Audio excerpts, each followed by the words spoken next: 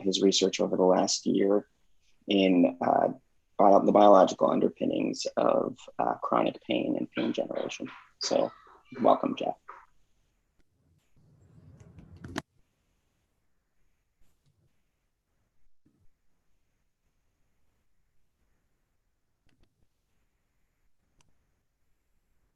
Thank you. I'm just going to share my screen.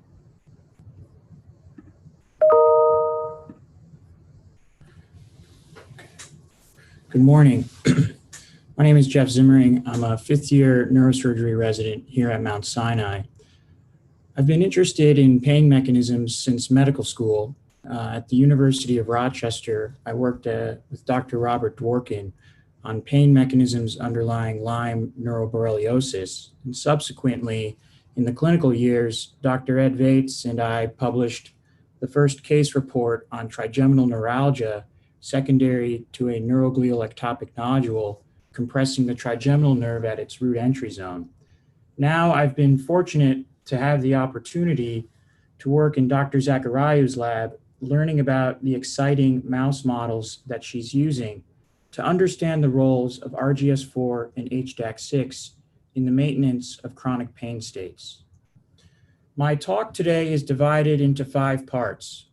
First, I'm going to speak about RGS4 expression in the dorsal horn of the spinal cord in mouse models of spared nerve injury. Secondly, I will show our data on RGS4 expression in the dorsal root ganglia in a mouse model of spared nerve injury. Next, I will present data on a mouse model of Paclitaxel-induced peripheral neuropathy. The fourth part of my talk will be on our use of HDAC6 inhibitors and an HDAC6 floxed knockout mouse to study chronic pain mechanisms. Next, I will touch on our future plans to study RGS4 and HDAC6 expression in human DRG from patients suffering with mechanical, inflammatory, and cancer-related chronic radicular pain. Finally, I will wrap up by showing some data from a collaboration between Dr. Zachariou's and Dr. Ben Tenuver's laboratory in a hamster model of COVID-19 infection. According to the International Association for the Study of Pain, the global prevalence of chronic neuropathic pain is between 6.9 and 10% of the general population. As shown in this slide, a high proportion of patients suffering from spinal cord injury or radiculopathy also suffer with chronic neuropathic pain. RGS4 belongs to a family of highly conserved proteins that modulate G protein coupled signaling. As shown in the illustration above, they act by terminating the GTP active state of the heterotrimeric G protein. Prior work from Dr. Zachariou's laboratory has demonstrated a key role for RGS4 in the maintenance of chronic pain states in rodent models. The illustration in the bottom right portion of the slide shows that different isoforms of RGS modulate signaling downstream of specific subclasses of opioid receptor. Today, I'm going to present my data in support of a novel role for RGS4 gene expression in the superficial dorsal horn of the spinal cord and the DRG in the modulation of chronic pain signaling underlying the maintenance of chronic pain. As shown in this schematic diagram from Duan and others, C and A delta nociceptor afferents synapse in the superficial dorsal horn on excitatory somatostatin interneurons. These somatostatin interneurons, shown in blue, amplify mechanical pain signaling in projection neurons. On the other hand, dynorphin-expressing inhibitory interneurons, shown in black, mediate sensory gating of nociceptive signaling by decreasing the central transmission of mechanical pain signals. I will provide the first evidence that following spared nerve injury, RGS4 expression is selectively increased in prodynorphin-expressing inhibitory interneurons. Normally, prodynorphin interneurons serve as a brake against amplification of pain signaling by somatostatin interneurons. Because RGS4 terminates signaling in prodynorphin interneurons, the net effect is to release the brake and amplify pain signaling. In the next set of slides, I'm going to present results on RGS4 expression in the dorsal horn of the spinal cord in a mouse model of spared nerve injury. Chronic neuropathic pain was induced in C57 black 6 male mice via spared nerve injury. The image on the upper right panel shows the topographic organization of different pain fibers entering the dorsal horn, which is the region of interest in our study. At 2.5 months post-surgery, animals were sacrificed and lumbar spinal cords were harvested for tissue processing. RNA-scope was used to visualize and quantify single molecule mRNA expression. Images were acquired with a confocal microscope, and quantitative analysis was performed using CellProfiler, which can resolve channels having differing wavelengths corresponding to different RNA probes. The graph on the left shows that at 2.5 months post-surgery, the proportion of RGS4 positive cells in the superficial dorsal horn was significantly increased in spared nerve injured versus sham injured mice. In the two images in the middle and right panels, white puncta represent RGS4 gene expression. DAPI-stained cell nuclei appear in blue. It is clear from the images that RGS4 expression was significantly increased in SNI versus sham-injured mice. We next examined gene expression in the superficial dorsal horn in sham-injured mice at 2.5 months post-injury.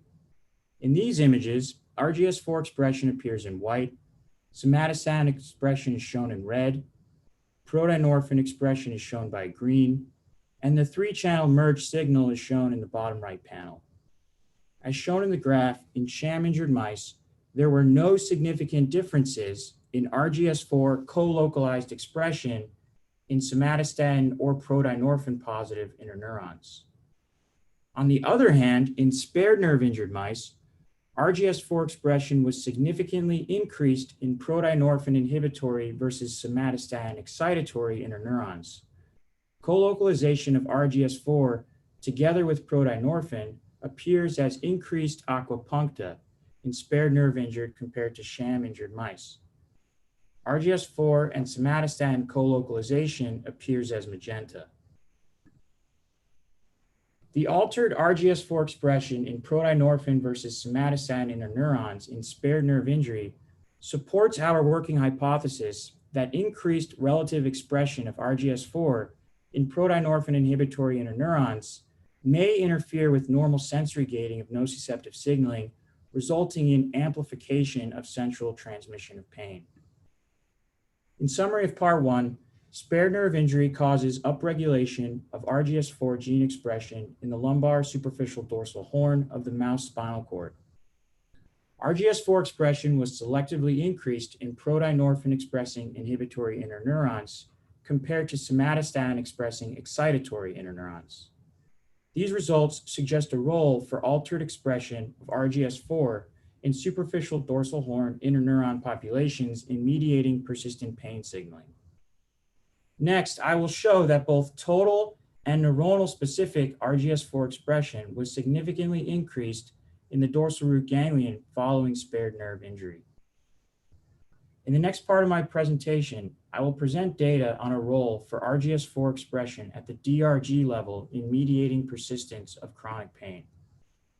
Chronic neuropathic pain was induced in C57 BL6 male mice via spared nerve injury. At 3 weeks post-surgery, animals were sacrificed and lumbar dorsal root ganglia were harvested for tissue processing. RNA-scope was used to visualize RGS4, TUB3, and GNP within the dorsal root ganglion bulb. Tubulin beta-3 is a pan-neuronal marker. GNP stands for G-alpha-I interacting protein and functions as a key modulator of GABA-B-mediated analgesia and is required for mediating injury-induced mechanical pain. Imaging analysis was performed with CellProfiler. We used CellProfiler computer image analysis. The blue threshold corresponds to the area of the DAPI signal in the entire dorsal root ganglion bulb. As previously described, white corresponds to RGS4 expression and green corresponds to tubulin beta-3 expression. Thus, the white-green overlay is total neuronal RGS4 expression in the DRG bulb. White red signifies RGS4 colocalization with GNP positive cells. Red green overlay represents colocalization of GNP within neurons using a pan-neuronal TUB3 marker. And white red green overlay signifies neuronal and GNP specific expression of RGS4. This is an example of the CellProfiler Excel output. In the middle column is the total tissue area of the DRG. A single 14 micron section is cut through the fresh frozen OCT embedded mouse DRG. Each row of the Excel file represents the area of an individual DRG image.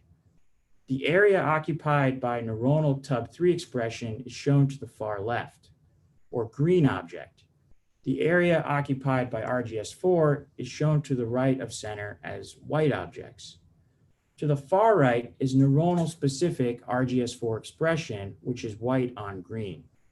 The fractional expression of each particular gene of interest is derived by dividing the area corresponding to that particular gene by the total area of the DRG. RGS4 modulates chronic pain at the level of the DRG. This is an image of a mouse DRG 21 days after spared nerve injury. As previously noted, green represents TUB3, a pan-neuronal marker. DAPI is shown in blue. GNP gene expression appears in red, and RGS4 gene expression appears in white. This slide is a side-by-side comparison of RGS4 and TUB3 expression in the DRG in sham in the top panel versus spared nerve injury in the bottom panel from mice at 21 days post-injury. Comparison of the two middle panels clearly demonstrates increased RGS4 expression, shown as white dots, in the DRG in SNI versus sham mice. Comparison of the two right panels also shows that RGS4 expression in spared nerve injured mice appears to co-localize with the neuronal marker TUB3, shown in green. The graphs confirm the results from the images, namely, total RGS4 expression was significantly increased in the DRG in SNI versus sham injured mice, and neuronal specific RGS4 expression was also increased in the DRG from SNI versus sham mice. Here we show all four markers together in a sham injured versus spared nerve injured DRG. The image on the left is a normal expression of RGS4, TUB3, and GNP in the sham injured dorsal root ganglion bulb. The image on the right is from the spared nerve injured mouse, which clearly shows increased expression of RGS4 denoted by white dots compared to sham injury at 21 days after injury. We're now going to compare expression of each particular gene in sham versus SNI DRGs. First, there were no significant differences in TUB3 expression between sham and SNI mice at 21 days. Second, the fractional expression of RGS4 in the DRG as a whole was significantly increased in SNI versus sham injured mice. Third, neuronal specific RGS4 expression was significantly increased in the DRG in spared nerve injured versus sham injured mice.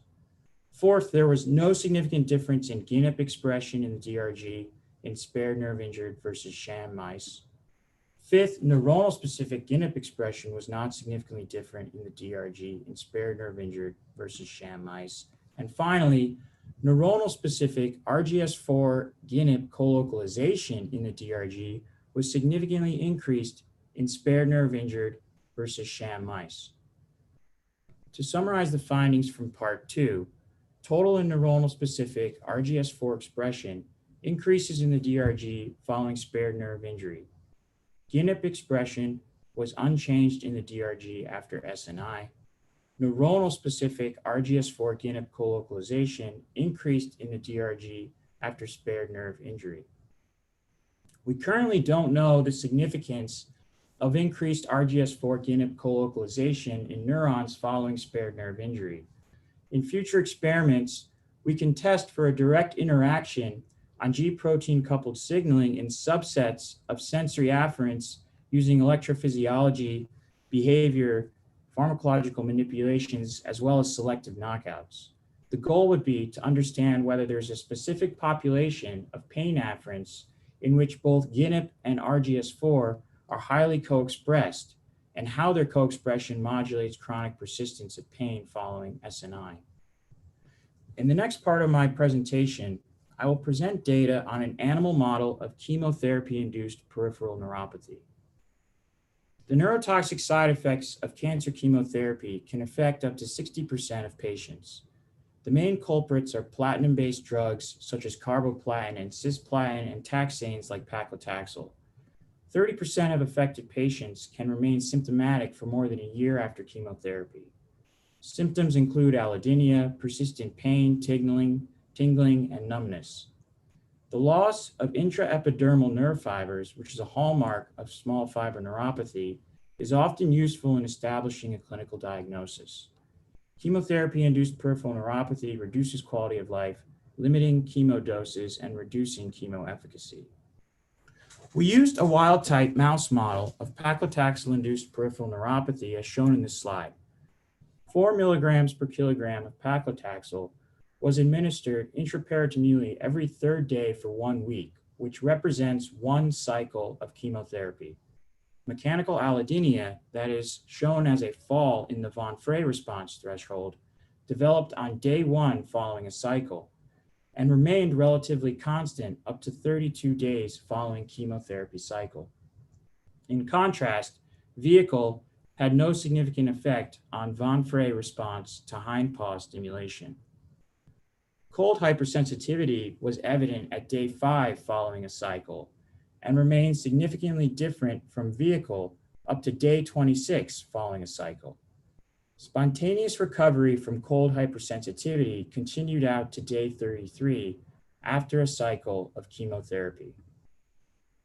This slide shows results in mice in which RGS4 expression was knocked down in the DRG. We used a floxed RGS4 mouse and sciatic nerve injection of either Cre recombinase or GFP to test whether knocking down RGS4 in the DRG affects mechanical allodynia following Paclitaxel treatment. Mice received a sciatic nerve injection of either Cre or GFP 1 day after completion of a Paclitaxel cycle. RGS4 knockdown in the DRG, as shown in magenta, resulted in recovery from mechanical allodynia starting on day 17 and continuing to day 24 following completion of the chemotherapy cycle. The Paclitaxel-treated mice that received controlled GFP injections, shown in the green line, had persistence of mechanical allodynia as indicated by the lower von Frey response threshold. There was no significant difference in von Frey responses in vehicle-treated mice that received either Cre recombinase or GFP. The open black circles corresponding to vehicle Cre overlap with the blue dots of the vehicle GFP. This slide shows that knockdown of RGS4 in the DRG, shown by the magenta line, resulted in recovery from cold hypersensitivity by day 18 post-chemotherapy. However, at later time points, the GFP-treated Paclitaxel mice, shown by the green line, spontaneously recover from cold hypersensitivity, so that by day 25, there is no longer a significant difference. Vehicle-treated mice who received either GFP or Cre recombinase did not differ significantly in their cold hypersensitivity responses throughout the time course of the experiment. To summarize part 3 of my talk, knockdown of RGS4 in the DRG resulted in significant recovery from mechanical allodynia in a Paclitaxel model of chemotherapy-induced peripheral neuropathy. RGS4 knockdown in the DRG resulted in rebound from cold hypersensitivity in a Paclitaxel mouse model of CIPN. Taken together, these data suggest a role for RGS4 expression in the DRG in the maintenance of chronic chemotherapy-induced painful neuropathy. In the next section of my talk, I'm going to be discussing some previous and new data pertaining to the use of HDAC6 inhibitors or HDAC6 knockdown in promoting recovery from persistent chronic pain states. As shown in this slide, HDAC6 is a class 2B histone deacetylase that has 2 catalytic domains and is uniquely preferentially expressed in the cytoplasm. The HDAC6 isoform has been shown to be devoid of deacetylase activity on histones in vivo. Instead, it functions as a deacetylase for alpha-tubulin, cortactin, and heat shock protein 90. Alpha-tubulin is a microtubular component of the cytoskeleton. Deacetylation reduces binding of axonal proteins and impairs transport of cellular cargoes, including mitochondria. Cortactin is an actin filament binding protein that plays a role in the maintenance of the actin cytoskeletal stability, and HSP90 functions in the cellular response to environmental stress. In preclinical studies, broad-acting HDAC inhibitors relieve inflammatory or nerve injury pain. Selective HDAC6 inhibitors alleviate behavioral manifestations of chemotherapy-induced peripheral nerve injury. Previous work on HDAC6 in rodent models of chronic neuropathic pain in Dr. Zachariou's lab was performed by Farhana Sakloff, a former postdoc. They investigated the role of two different HDAC6 inhibitors in mouse models of neuropathic and inflammatory pain. The first molecule, whose structure is shown in the bottom left, is a brain-penetrant HDAC6 inhibitor called ACY738. The second molecule, whose structure is shown in the bottom right, is a peripherally restricted HDAC6 inhibitor called ACY257. In this slide, the brain-penetrant ACY738 was given during alternate on and off periods as shown by the gray shaded bars and white shaded bars. It alleviated mechanical allodynia, that is, increased the von Frey response threshold in a mouse model of spared nerve injury. During the off period, shown in white, the von Frey response returned to baseline level. In the panel to the right, continuous administration of ACY738, shown in the gray bar, was associated with recovery from mechanical allodynia, which was long-lasting. There was no tolerance to continuous treatment for up to 47 days post-SNI. Even when administered 4 months after nerve injury, ACY738 produced recovery from mechanical allodynia. As seen in the panel to the right, ACY738 had no effect on the von Frey response in sham-injured mice. Similar recovery from mechanical allodynia was observed using ACY738 in a complete Freund's adjuvant model of peripheral inflammatory pain. Here, drug treatment commenced on day 1 following CFA treatment and continued for 10 days before being stopped. As shown in the graph to the left, there was already significant recovery from allodynia in the ACY738 treated animals as early as 3 days after administration, and recovery continued throughout the entire treatment period. Then, starting at day 11, drug treatment was stopped, and by day 14, there was no longer a significant difference between the food pellet treated and ACY738 treated animals. On day 15, when the animals were rechallenged with ACY738 pellets, recovery from mechanical allodynia reoccurred 2 days later. The summary slide on the right shows that highly significant recovery from mechanical allodynia in general occurred 4 days after CFA treatment, which corresponds to 3 days of treatment with ACY738. The second HDAC6 inhibitor studied is in the peripherally restricted ACY257. It caused a dose-dependent recovery from mechanical allodynia in a spared nerve injury model. Recovery from SNI occurred as early as 1 day following ACY257 administration. By day 14, 5 days after initiation of a higher dose of ACY257 on day 9, recovery from mechanical allodynia was significantly pronounced compared to vehicle-treated mice. Peripherally restricted ACY257 also promoted recovery from mechanical allodynia in a CFA model of peripheral inflammatory pain. Administration of ACY257 caused a linear increase in recovery from inflammatory-mediated mechanical allodynia in both male and female mice. In conclusion, the brain-penetrant and peripherally restricted HDAC6 inhibitors, ACY738 and ACY257, demonstrated potent anti-allodynic effects in male and female mice in models of both peripheral nerve injury and peripheral inflammation. There was no tolerance to the anti-allodynic actions of HDAC6 inhibitors, as ACY-738 promoted a consistent anti-allodynic response when administered continuously for several weeks. Farhana Sakloth in Dr. Zachariou's lab was interested in determining where in the pain matrix HDAC6 was principally acting to mediate its anti-allodynic effect. She used a Cre-recombinase flock HDAC6 to knock down HDAC6 in specific regions of the matrix. This slide shows the result of an experiment in which HDAC6 was knocked down in central serotonergic neurons in a spared nerve injury mouse model. HDAC6 knockdown in central serotonergic neurons had no significant anti-allodynic effect following spared nerve injury. In addition, HDAC6 knockdown in the dorsal raphe nucleus had no significant effect on mechanical allodynia in a CFA model of inflammatory pain. Taken together, these data suggest the absence of a role for HDAC6 expression in central serotonergic neurons in mediating chronic persistent pain states. Given my interest in a role for the DRG in chronic pain states, I took the approach of knocking down HDAC6 peripherally in the DRG.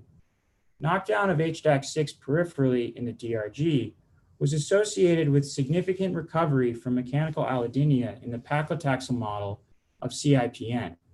Here, in this paradigm, Cre-recombinase versus GFP were injected into the sciatic nerve 14 days prior to administration of a 7-day cycle of Paclitaxel. Recovery from allodynia was already apparent on the first day after the conclusion of the Paclitaxel cycle, and it continued for up to at least 19 days following the end of the cycle. These data suggest HDAC6 knockdown in the DRG has a long-lasting effect on recovery from mechanical allodynia in the chemotherapy-induced model of pain. Next, I want to briefly describe an ongoing human project in collaboration with Drs. Margettis and Steinberger and Dr. Zachariou, focusing on gene expression changes in the DRG in patients suffering from chronic radicular pain. We obtained IRB approval for the project to analyze gene expression changes, including RGS4 and HDAC6, in the DRG from patients suffering from chronic radicular pain. So far, we have consented and enrolled 6 patients in the study. Here is a representative sample. Patient 1 is an 80-year-old man who presented with metastatic prostate cancer to the thoracic spine, causing epidural spinal cord compression and instability. He did not have radicular pain on presentation.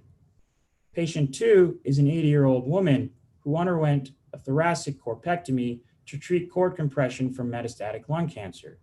Her pain was 8 out of 10 in the thoracic dermatomal distribution.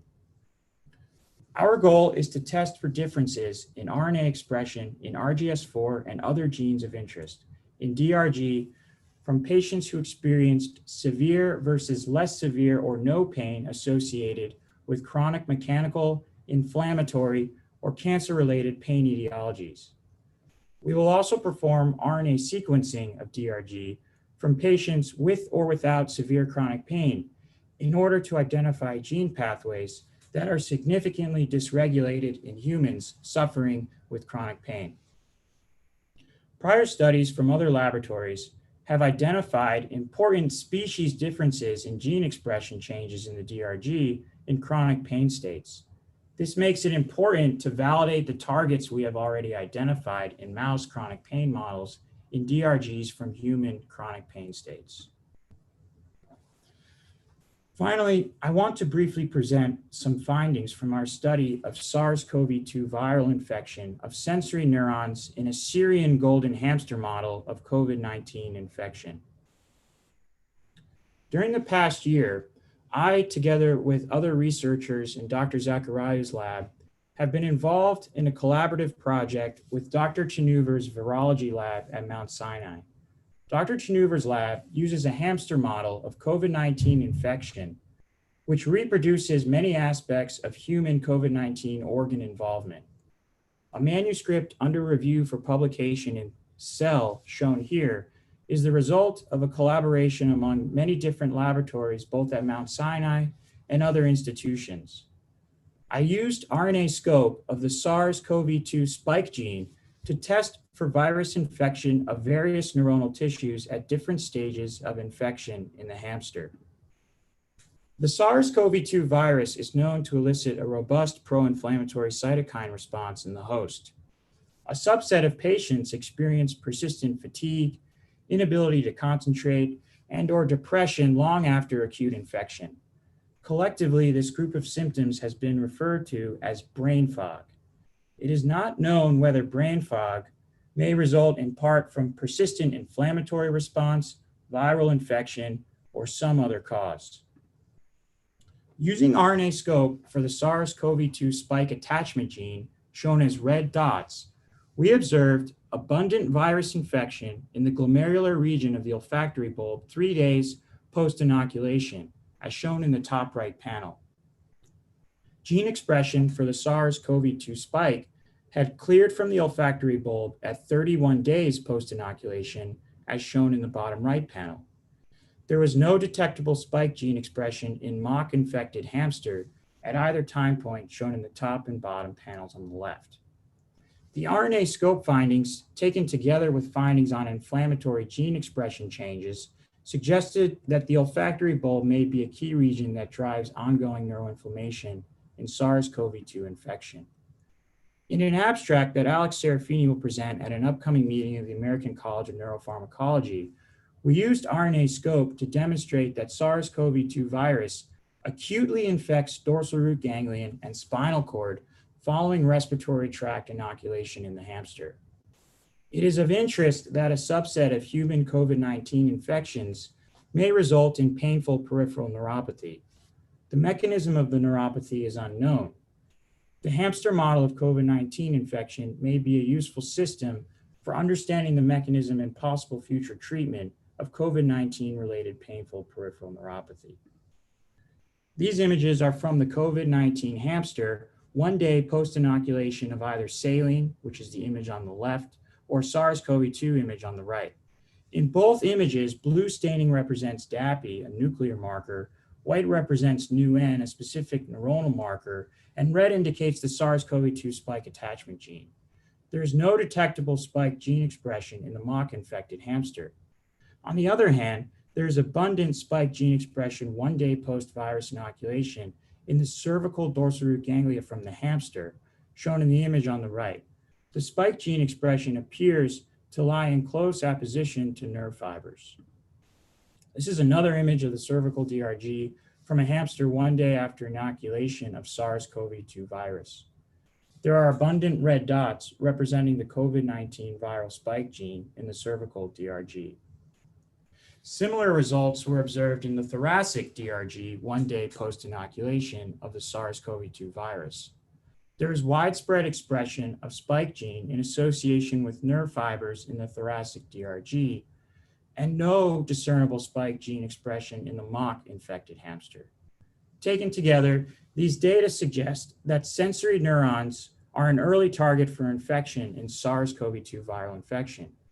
More study is needed to determine whether a dysregulated inflammatory response to sensory neuron COVID-19 infection may drive painful peripheral neuropathy, which occurs in a subset of patients. In conclusion, we showed that RGS4 expression is upregulated in lumbar superficial dorsal horn and DRG following spared nerve injury in the mouse.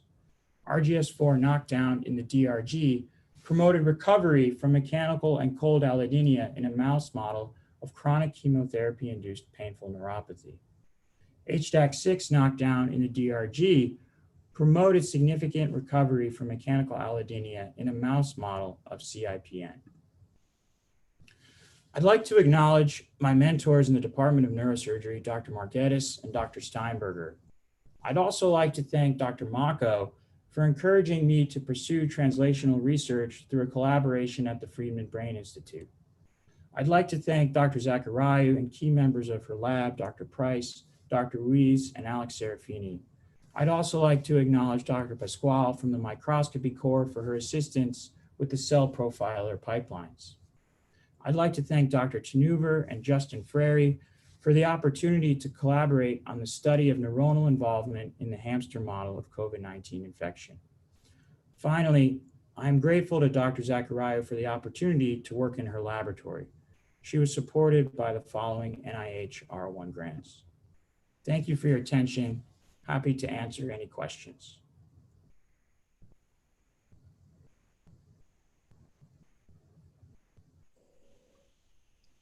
Hey, Jeff, it's Trevor. Awesome talk. I really enjoyed it. The work, especially on the HDAC6 specific knockdowns, is really impressive.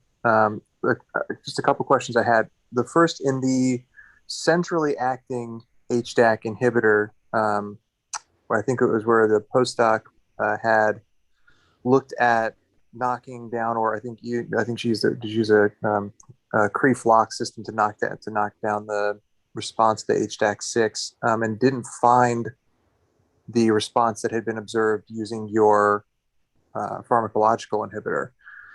Why do you think that where do you think that HDAC6 is acting centrally once you do knock it out, if it isn't in the serotonergic nerve?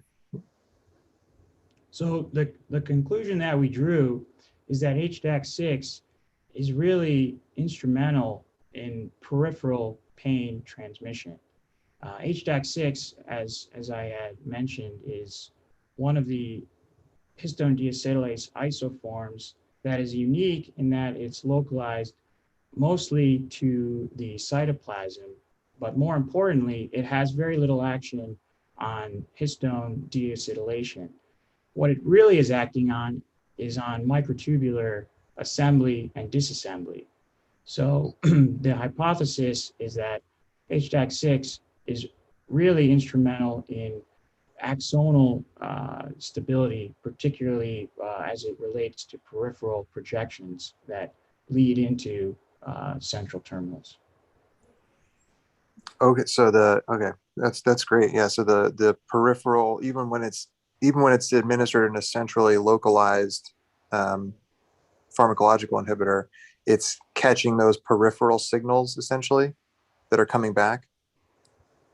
That's great. Awesome. Thank you. Jeff, thank you for the presentation.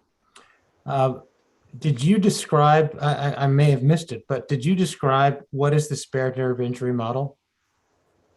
I may not have described it exactly. So yeah, I'll tell you. I think you should, because your whole presentation is based on a model. And the other thing that I would like to know is, what is the significance of this? So HDAC6 is important.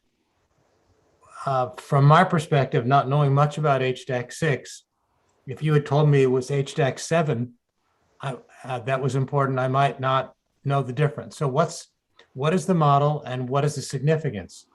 Sure. So the model is you identify the sciatic nerve and you trace out the common perineal, the tibial, and the sural nerve, and you cut the common perineal as well as the sural nerve, and you maintain the tibial nerve.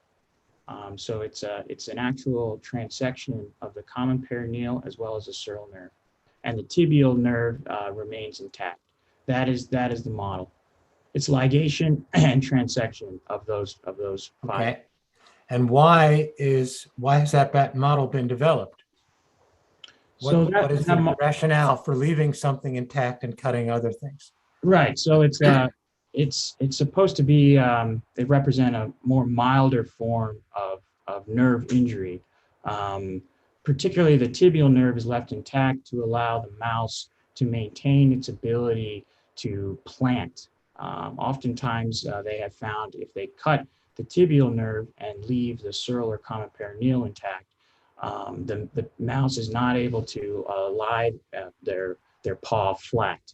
And so it affects their ability to ambulate, which would obviously interfere with their ability to measure certain behavioral manifestations. So it's a milder form of nerve injury that is used as a model system for studying chronic neuropathic pain, as opposed to full nerve transection of the sciatic nerve. Yeah. And so can you just kind of summarize in your own words, what is this, if you were explaining this to your parents, what would you tell them is the significance of this work? Well, the significance of this work is that we're trying to better understand pain targets within the pain system. RGS4 and HDAC6 in particular are well-known targets that could be acted on, whether it be pharmacologically or with the use of inhibitors that are injectable. And so at the early stage, all of this work has been done in mouse models. So my hope is to be able to look at human dorsal root ganglia in translational models where patients are suffering with chronic radicular pain states, to see if all of the work that has been done at the preclinical stage has any relevance to humans that are suffering from various etiology and pain forms. Good, great. I think that should be part of your next presentation, where you tie this to what you want to do with it. Like, how are you going to help people with this? Yeah, so maybe even give some data as to here are some putative drugs that could be used to target those markers, those indicators. But thank you. That was a ton of work. Very serious business, serious work. Thank you. Thank you.